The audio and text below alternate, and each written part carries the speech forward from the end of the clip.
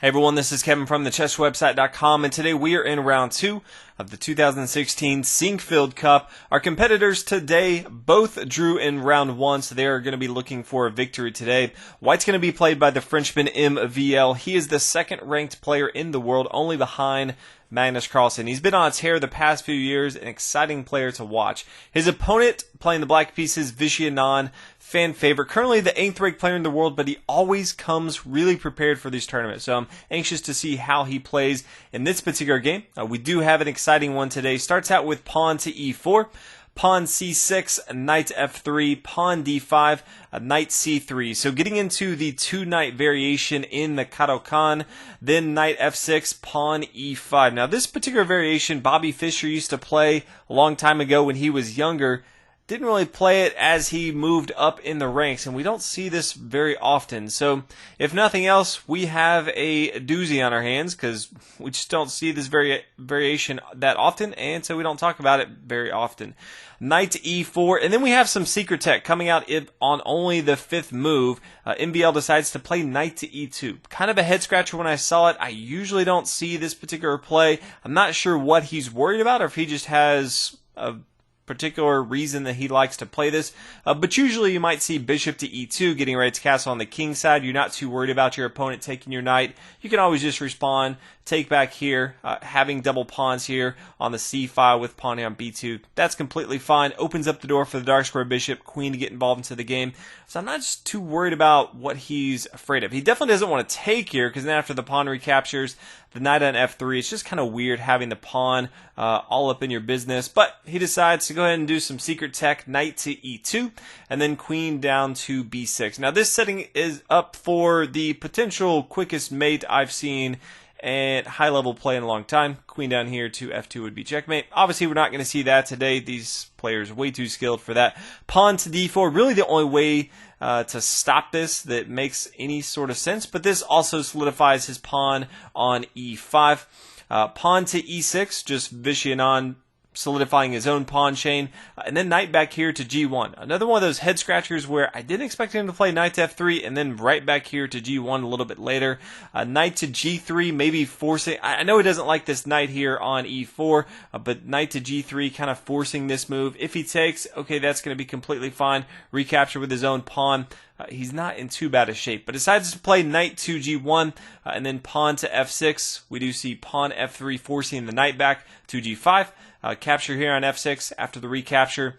Pawn f2, f4, forcing the knight to move, but we all kind of just know where it's going to go. It's going to go right back where it was before. Nice little outpost for the knight here on e4. MVL decides to now start to attack this knight here on e4. He doesn't like it being there, so he plays knight to g3, which I thought he could have played earlier. Bishop to d7, just continuing development for Vishy Anand after the capture here on e4.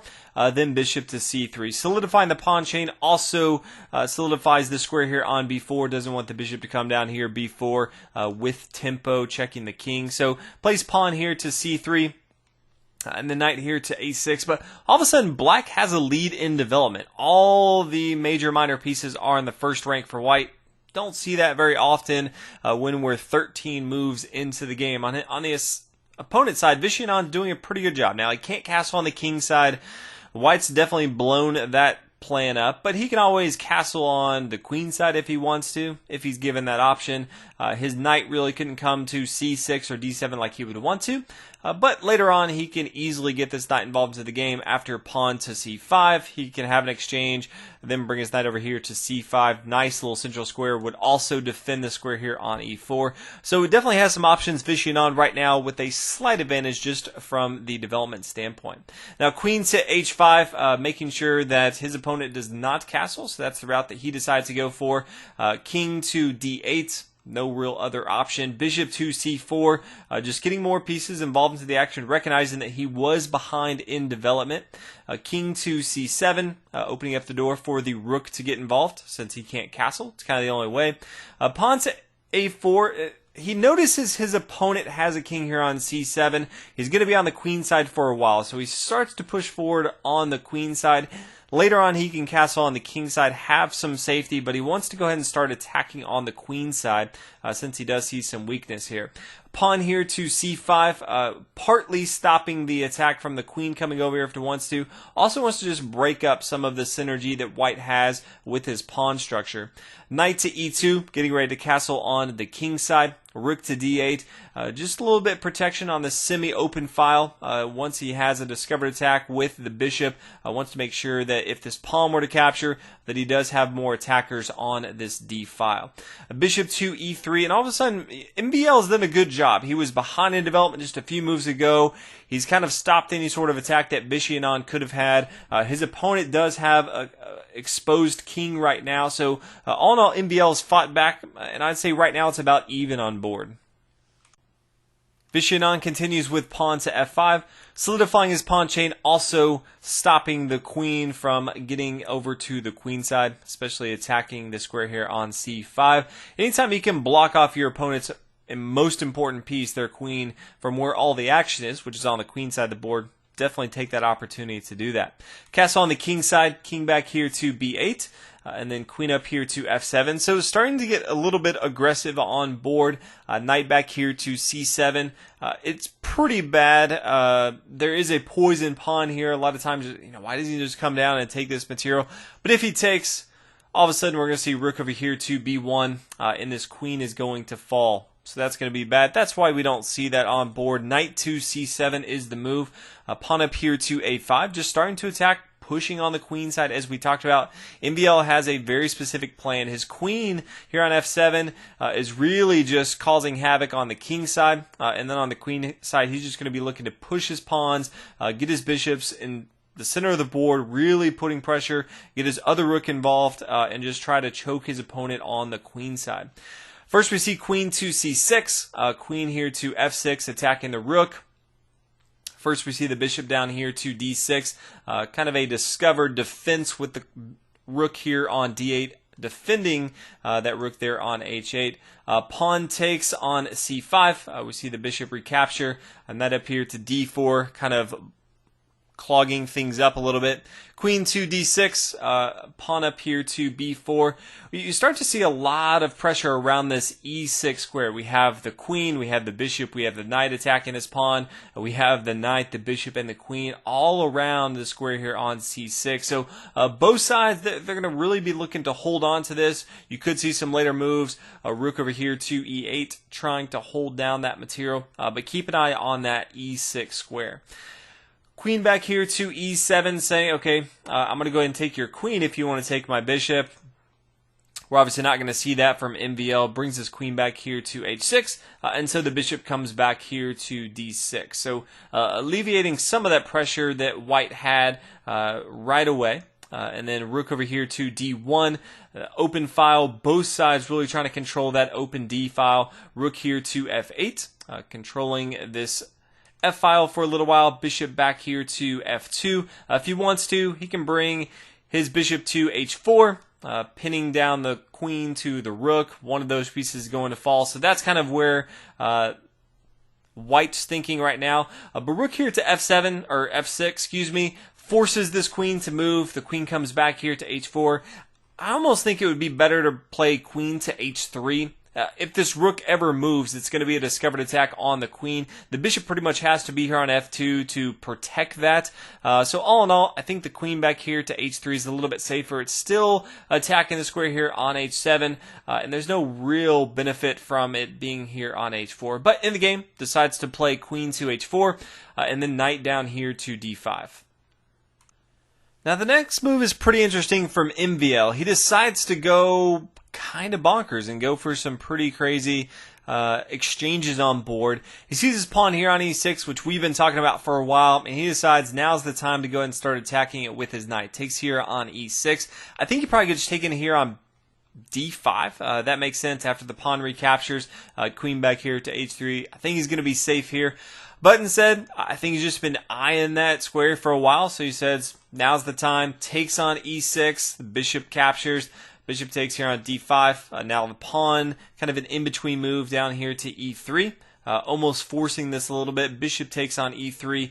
Bishop takes on d5. Bishop over here to a7 check.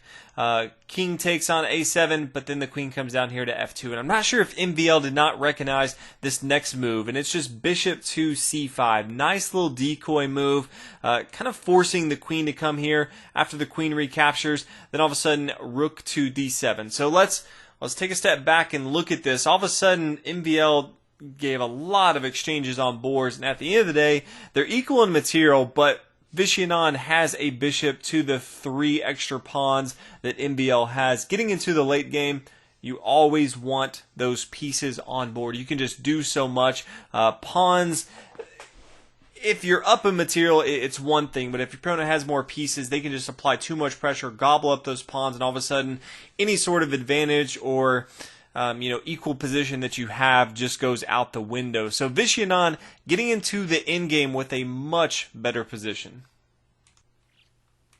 MVL starts with rook to e1, pawn h6, king to f2, king back here to b8. One of those questionable moves for me. The queens are off the board, which means getting your kings involved into the action is very, very important. So king to a6 makes a ton of sense. It doesn't have to worry about any bishops attacking or anything too crazy. If his rooks get involved into the game, that's completely fine, but he could always just bring his bishop to protect it a little bit if he wanted to. King to b8 definitely had my head scratching a little bit. Pawn to c4. Bishop comes back here to c6. Rook takes. Bishop takes here on d7. So exchanging material off the board, I think just even increases the lead that Vishy Anand has on this board. A rook over here to b1. Rook a6, rook up here to b6. Vishy Anand's not looking to trade that off. He wants to have a rook on board. So rook takes here on a5. Rook over here to h6. Rook c5. So we're just seeing tons of exchanges all over the board. Pawn up h to h4. Then rook to c4. Pawn to g3. King c7. Pawn to h5. And then after pawn to b5, in this position we actually saw MVL resign. There's no way for him to actually stop the push from this b pawn. A lot of times I'll get asked from players to just continue on the variation of how it could have gone if there was not a resignation. So if we look at it, we could see rook to a6. And then start pushing. Both sides start pushing on the board. Pawn to h7. But the tricky part right here is the rook down here to c2. Now, we'd really like to just play king to g1. He doesn't want his opponent to play rook over here to h2 because he can just gobble up that pawn right here. But he can't play g1. He can't play f1. He can't play e1 because all of a sudden pawn to b2, and we're going to see checkmate on the next move. It doesn't matter if the pawn comes up here to h8 and gets a queen. It's going to be checkmate. Now, if we come back and say, let's have the king go to e3, then all of a sudden the rook can just come over here to h2, gobble up this material. There's just not enough on board for white to really do. So he decided to go ahead and resign. I do wish a lot of players, even in the position that we looked at on board, would continue a little bit more just for the fans, since a lot of times we'll look at this position and say, I just don't know. Sure, you're behind a little bit, but why give up? Definitely wish you would have gone a little bit more. But MVL, my guess is he was just stressed out. It was probably the craziest game we've seen in a while, a variation that neither player is playing all too often. There was definitely some secret tech that had them going in many different variations I don't think they expected to go to in this particular game. So all in all, MVL had enough. He recognized Vishy Anand was going to win it. So Vishy Anand getting the victory. Congratulations to him. So he moves up to the top of the standings. MVL, on the other hand, with just a draw and a loss, will be looking to continue being the second-ranked player in the world, but he has a uphill climb. So hopefully you guys enjoyed round 2. Definitely an exciting match, and I'll see you in round 3. Thanks for watching.